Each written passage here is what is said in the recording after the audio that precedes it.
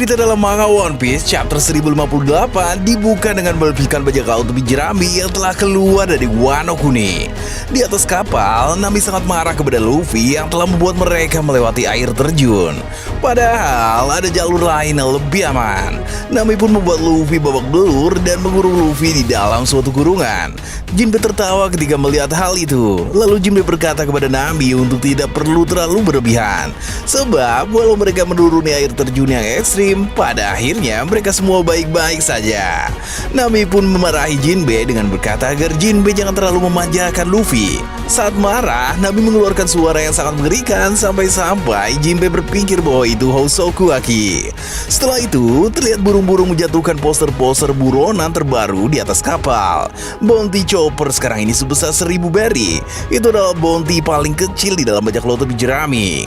Bounty Nami sekarang ini sebesar 366 juta berry. Angka tersebut sudah lumayan tinggi sehingga membuat Nami takut karena mungkin dia akan diincar oleh banyak orang. Bounty Brook sekarang ini sebesar 383 juta berry. Brook terlihat cukup bersyukur dengan bounty baru yang sekarang dia miliki. Bounty Frankie sekarang ini sebesar 394 juta berry. Frankie terlihat marah karena foto baru untuk poster buronannya adalah foto Thousand Sunny. Bounty Usopp sekarang ini sebesar 500 juta berry. Usopp ketakutan karena nilai buronan yang dia miliki telah semakin besar, sehingga Usopp berharap bounty-nya tidak bertambah lagi. Robin memiliki bounty sebesar 930 juta berry. Mendapatkan bounty yang sangat tinggi seperti itu menandakan bahwa pihak pemerintah dunia dan angkatan laut semakin khawatir dengan keberanian dari Robin. Mengingat dia seorang penyintas dari Ohara yang punya kemampuan untuk membaca poneglyph. Di atas nilai Robin ada Sanji dengan bounty sebesar 1 miliar 32 juta berry. Kemudian ada Jinbe dengan bounty sebesar 1 miliar 100 juta berry. Setelah itu ada Zoro dengan bounty sebesar 1 miliar 100 juta 1100 berry. Perbedaan bounty dari Sanji, Jinbe, dan Zoro hanya sangat tipis. Tapi Sanji terlihat sangat kecewa dan marah karena bounty miliknya sekarang di bawah Zoro. Jinbe bingung apa Sanji berekspresi seperti itu. Kemudian Zoro bilang kepada Jinbe untuk tidak usah mempedulikan si nomor 4. Mendengar dirinya dipanggil si nomor 4 oleh Zoro membuat Sanji emosi. Sehingga seperti biasa, Sanji dan Zoro pun berkelahi. Selain para kru, di sana juga ada poster buronan Luffy. Walaupun kita semua sudah tahu bahwa sekarang bounty Luffy sebesar 3 miliar berry. Mengingat Luffy saat ini telah menjadi Yonko, maka bajak laut tepi jerami pun telah menjadi kelompok yang semakin berbahaya di mata pemerintah dunia dan angkatan laut. Setelah memperlihatkan kehebohan bajak laut tepi jerami di atas kapal, sekarang kita berpindah ke Pulau MT Bluffs, wilayah kekuasaan dari Yonko Bagi. Keadaan Bagi saat ini sedang tidak baik-baik saja. Kepalanya diangkat oleh krokodil. Sementara itu, Mihawk mengarahkan pedang Yoru ke kepala Bagi, yang membuat keadaan Bagi menjadi semakin menyedihkan. Wajah Bagi terlihat telah babak belur dan ada juga giginya yang copot. Rupanya, Bagi telah diajar oleh krokodil dan Mihawk karena bisa-bisanya Bagi dianggap sebagai pemimpin Cross Guild sampai-sampai dia menjadi Yonko. Telah terungkap dalam chapter kali ini bahwa Bagi sebenarnya bukan pemimpin dari Cross Guild dan dia juga bukan pendiri organisasi tersebut. Dengan begitu, krokodil dan Mihawk sama sekali bukan bawahan Bagi. Krokodil dan Mihawk pun kesal karena kesalahpahaman yang terjadi sampai-sampai Bagi dianggap ketua, sehingga mereka berdua ingin menghabisi Bagi di sana. Bagi sambil menangis meminta maaf dan mohon ampun kepada mereka berdua. Namun, krokodil terlihat tidak peduli dengan permohonan Bagi, sebab dia merasa sangat malu karena dianggap bawahan Bagi. Mihawk juga tampak siap untuk membuat Bagi mati, karena Mihawk berkata tidak ada negosiasi. Di tempat yang sama juga ada Dust Bones, Galdino, dan para kru inti Bagi. Galdino yang dulu pernah menjadi Mr. Tree mengaku sangat senang karena sekarang dia bisa bekerja di bawah krokodil lagi. Bagi pun marah karena menganggap Galdino pengkhianat. Lalu Galdino merespon dengan bilang bahwa dari awal dia tidak pernah menjadi anak buah Bagi. Sementara itu, para kru inti Bagi menduga bahwa Bagi akan segera mati, sehingga mereka sudah punya rencana untuk mengikuti krokodil setelah kematian Bagi nanti. Kemudian, terlihat cerita kilas balik bagaimana Cross Guild bisa terbentuk. Orang yang punya ide untuk mendirikan organisasi tersebut adalah Crocodile. Mengingat Crocodile memang karakter yang cerdas. Saat Crocodile tahu si Chibukai telah dibubarkan, dia menghubungi Mihawk melalui Denden Mushi.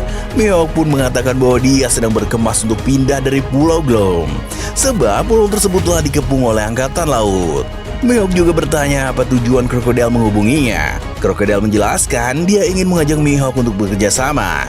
Jika dia dan Mihawk bekerja sama, maka mereka akan sanggup untuk membentuk organisasi kuat yang akan sangat diperhitungkan oleh Angkatan Laut. Dari percakapan mereka, diketahui juga bahwa pada masa lalu Mihawk dijuluki sebagai pemburu Angkatan Laut. Crocodile berkata bahwa tidak ada ruginya jika mereka bekerja sama. Apalagi menurut Crocodile, mereka berdua memiliki kesamaan, yaitu tidak bisa percaya kepada orang lain. Mihawk pun setuju dengan ide Crocodile, sehingga Crocodile dan Mihawk bisa dibilang sebagai pendiri Cross Guild yang sebenarnya. Kemudian, saat kediaman Buggy sedang diserang oleh Angkatan Laut, Crocodile datang ke sana lalu menghancurkan kapal-kapal Angkatan Laut itu. Para pasukan Buggy yang terlalu mengagung-agungkan Buggy mengira bahwa Crocodile datang ke sana untuk bertaruh nyawa demi menolong Buggy. Menurut rumor yang mereka dengar, Crocodile itu sudah seperti kakak untuk Buggy.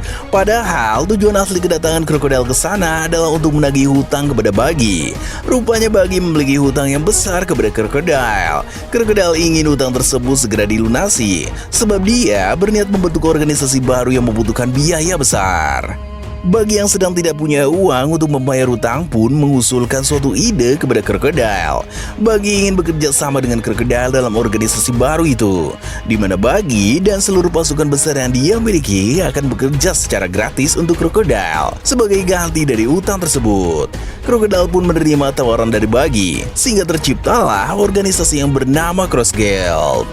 Namun, yang membuat Crocodile kesal, poster Cross Guild yang disebar ke seluruh dunia menempatkan foto Buggy di tengah Crocodile dan Mihawk, sehingga orang-orang mengira Buggy adalah pemimpin dan Buggy pun sukses menjadi seorang Yonko. Buggy kemudian menceritakan kejadian sebenarnya di balik poster itu. Buggy sama sekali tidak pernah bermaksud untuk menempatkan fotonya di tengah, tapi para pasukannya yang terlalu mendewakan Buggy membuat poster dengan posisi foto seperti itu. Saat Buggy mengetahui soal poster tersebut, poster itu sudah terlanjur tersebar ke seluruh dunia, sehingga kesalahpahaman pun terjadi, yang mana Buggy dianggap pemimpin. Setelah itu, diperlihatkan keadaan markas besar Angkatan Laut beberapa waktu yang lalu, ketika mereka mulai mengetahui soal Cross Guild. Ada suatu rapat di sana yang membahas tentang Cross Guild. Dari pembahasan tersebut, terungkap bounty dari Mihawk, Crocodile, dan Buggy. Mihawk sebagai pendekar pedang terkuat memiliki bounty sebesar 3.590.000.000 berry. Sedangkan Buggy yang dianggap berbahaya oleh pemerintah dunia dan Angkatan Laut memiliki bounty sebesar 3.189.000.000 berry. Kemudian ada Crocodile yang memiliki bounty sebesar 1.965.000.000 berry. Bounty dari masing-masing mereka benar-benar sangat tinggi. Setelah itu, cerita kembali ke masa sekarang di tempat Buggy, Mihawk, dan Crocodile. Mihawk yang awalnya juga ingin menghabisi Buggy mulai berubah pikiran. Menurut Mihawk, tidak ada ruginya membiarkan Buggy mendapatkan semua kejayaan, karena Mihawk sendiri tidak berminat untuk menjadi Yonko. Dengan Buggy mendapatkan sorotan utama, maka itu bisa dimanfaatkan oleh Mihawk dan Crocodile untuk melakukan berbagai hal dari balik bayangan. Sederhananya, nama besar Buggy bisa dimanfaatkan oleh Mihawk dan Crocodile. Crocodile pun setuju dengan ide tersebut, sehingga dia membiarkan Buggy hidup. Buggy, Crocodile, dan Mihawk pun pergi keluar dan bertemu dengan pasukan besar yang Buggy miliki. Sambil menangis, Buggy meresmikan pembentukan dari organisasi Cross Guild. Para pasukannya berpikir Buggy menangis terharu, padahal Buggy menangis karena ketakutan. Setelah itu, diperlihatkan kerajaan Kamabaka. Karasu, Morley, dan Lindbergh sudah tiba di sana bersama Kuma, tapi tanpa Sabo. Sebab saat di Marigois, mereka terpisah dengan Sabo. Karasu meminta agar Koala tidak perlu khawatir, sebab Sabo pasti baik-baik saja. Berdasarkan apa yang dilihat oleh Karasu dan kawan-kawan saat masih bersama Sabo di Marigois, mereka yakin bahwa kabar Sabo menghabisi Raja Cobra itu tidak benar. Dragon pun bilang bahwa jika Sabo benar-benar menghabisi Raja Cobra, maka Dragon tidak akan memaafkan Sabo. Kemudian Dragon bertanya kepada Kuma tentang apa yang telah Kuma lihat di Marigois. Namun Kuma hanya bertingkah seperti budak, karena sekarang dia telah kehilangan ingatan sebagai manusia. Entahlah, apakah akan ada cara untuk mengembalikan Kuma seperti sedia kala atau tidak. Beberapa saat kemudian, terdengar ada telepon masuk ke kerajaan Kamabaka. Ternyata, perangkatan laut telah menyadap semua telepon ke kerajaan Kamabaka, sehingga siapapun yang menghubungi kerajaan tersebut akan ketahuan. Telepon yang berdering rupanya dari Sabo, tapi belum diketahui apa yang akan Sabo katakan, sebab chapter berakhir di sana.